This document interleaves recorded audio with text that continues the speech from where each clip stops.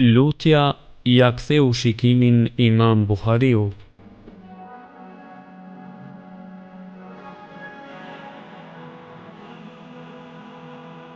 Një grua u martua me një burr, i cili quhej Ismail. Ai ishte dietar i madh edhe kishte marrë mësime nga Imam Maliku, Allahu e mëshiroft.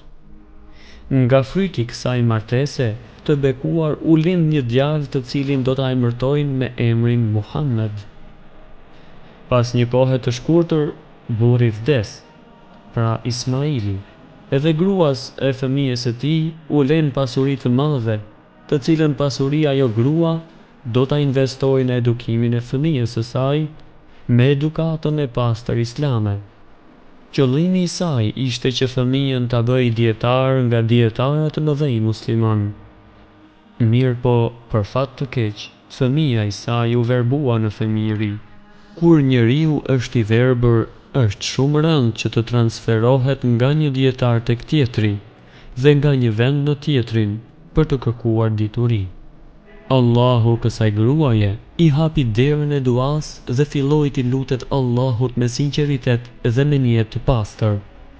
Një natë nga netët, duke fjetur, e pa në ëndër Ibrahimin alayhis salam, i cili i tha asaj: "E lumja ti, Allahu ja ktheu të birit tënd pamjen nga lutjet e shumta që i bëre."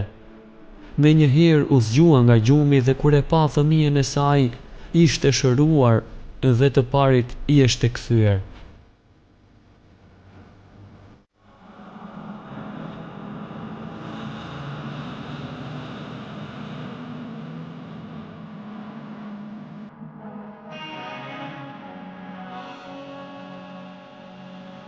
I lartësuar qoftë Allahu, i cili përgjigjet nevojtarit kur ai e thërret dhe i cili largon brengat. Pasi që ju kthye shikimi, nëna e drejtoi dhe e udhëzoi të birin në kërkim të diturisë dhe Allahu ja hapi dyert e diturisë dhe ja bekoi atë.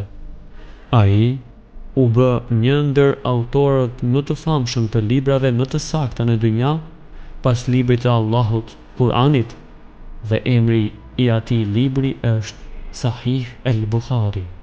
Po, ai është Muhammed ibn Ismail el-Bukhari, Allahu e mëshiroft, të cilit Allahu ja hapi dyert e diturisë dhe kuptimin e fesë. Porosi për secilin nga ju që i trokisni dyert e mjekëve dhe të urtëve, e nuk e keni gjetur ilaçin. Trokitni në dyert e qiellit. Mos u dëshpëroni nga mëshira e Allahut dhe mos u largoni nga duat. Mos i ulni duart tuaja nga lutjet, sepse Allahu nuk lodhet nga lutjet e tua, përderisa ju nuk i lini ato.